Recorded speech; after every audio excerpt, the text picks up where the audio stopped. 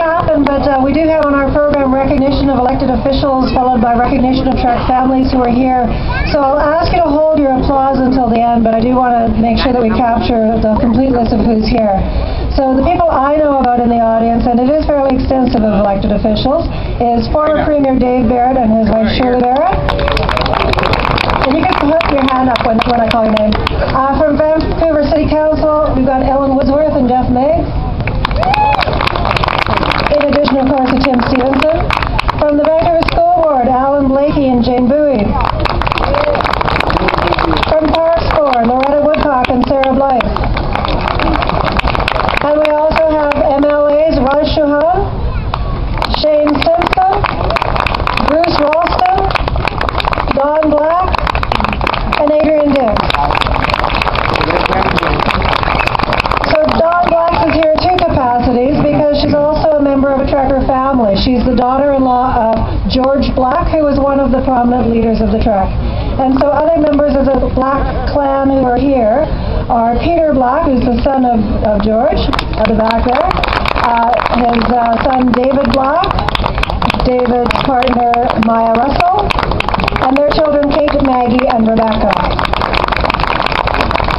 We also have people from the Sid Thompson family. We have Elaine Thompson here on the stage. Their daughter Michelle Thompson, Michelle's partner Ken Yamamoto, and their children Mackenzie and Carson. We have the Bud Murray Trekker family here as well. David Murray, who is the son of Bud Murray and an Ottawa Committee member. His wife Sharon Murray, and their children Ryan and Shannon Lee. We have members of the Bobby Jackson family, and many of you will know that Bobby was really the inspiration that led to the Ottawa Historical Society doing so much of the work we have over the last couple of decades, actually, in terms of putting the video online and getting the website up and running. So from the Jackson family, we've got Larry Jackson, who's Bobby's son, Roberta Cole, who is Bobby's daughter. We also have Larry's daughter Danielle and her husband David over there, and their little baby daughter Daisy is here. And now I'm going to invite David York, who's also from the 75th Committee, to introduce some of the other Trekker families. David. Thanks, Joey, and I'm going to do a little bit more than that, actually. Working on the anniversary this spring, it has really been our great good fortune to get to know two amazing men, two veterans of the Trek, who are both about 94 years old, and who tell the story like it was yesterday. And the first of those is Mr. Al Dugas of Nanaimo. Al knew unemployment, Al knew the relief camps, Al rode the freight trains, Al joined the relief camp strike. Al rode the boxcars to Regina. Al was there in Market Square. And I'm very sorry to tell you that Al can't be here today. He's in Nanaimo. But I tell you, on the other hand, he is very, very well represented by his family. And I will hope you will give me, hope you will join me in giving Al Dugas' family a very warm welcome. And there's a lot of them, so I'll read them all for you first, okay? You won't believe this.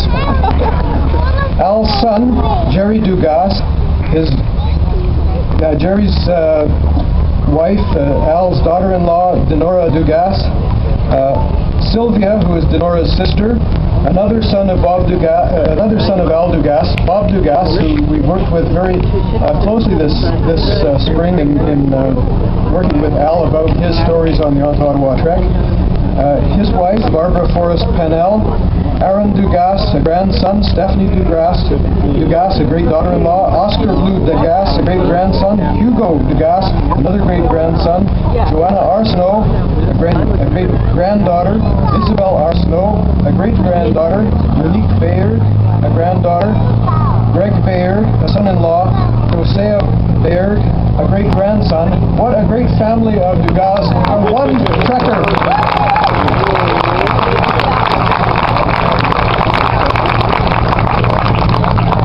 I know that Al wanted very much to be here because what is happening today means a lot to him. But I know his family will tell him of what's happening here. We'll pass on our very best wishes from this meeting, and our thanks to him and the part he played in the Ottawa Trek.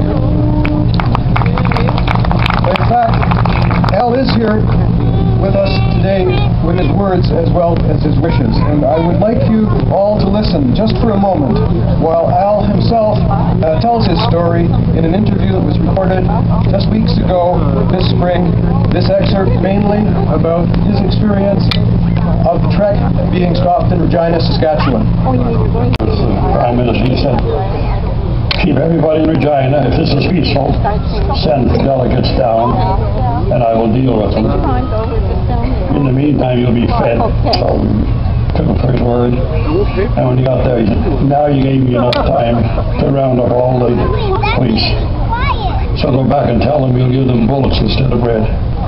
And that's what started the riot. Oh yeah, the Market Square.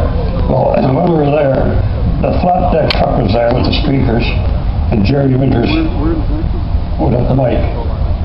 And on the other side of the square, all these chrome moving vans were lining up one behind the other all the way around the square.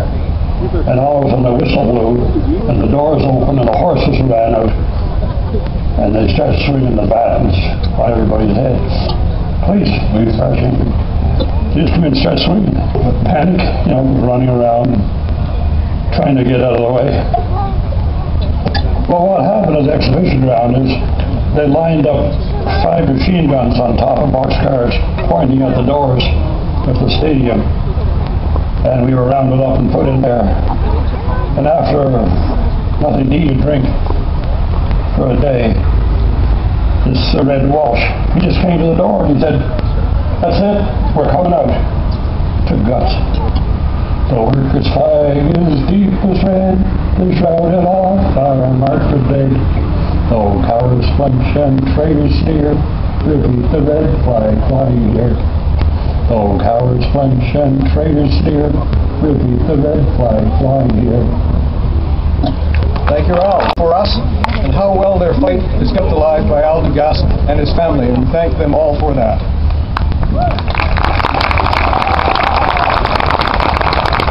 Now, the second amazing 93-year-old is with us here today, and you're about to meet him. His name is Mr. Ken Hogarth of Port Coquitlam, and he is here again with many members of his grand family. And I'd like to acknowledge them before we let you meet Ken. Ken is here with his wife, Agnes, and I think we can also join in wishing Agnes a very happy birthday today.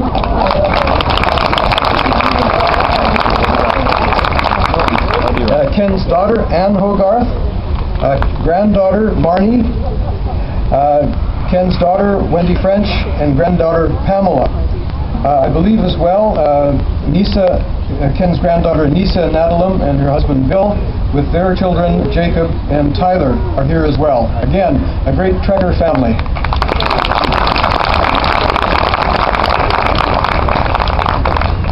Now, like Al Dugas, Ken was there in 1935, riding the freights in the relief camps, but Ken was on a bit of the trek, a part of the trek that took place after Regina, and which deserves to be better known. Ken has written a very, very interesting book about his life in the Depression, a book that he's titled Tea for Transient, and he hopes to publish it early next year. And when he does, I know that you will want to get a copy of it. And so it gives me great, great pleasure to have Ken Hogarth come and read for you some extracts of that book. And I hope you'll join me in welcoming Trekker Ken Hogarth.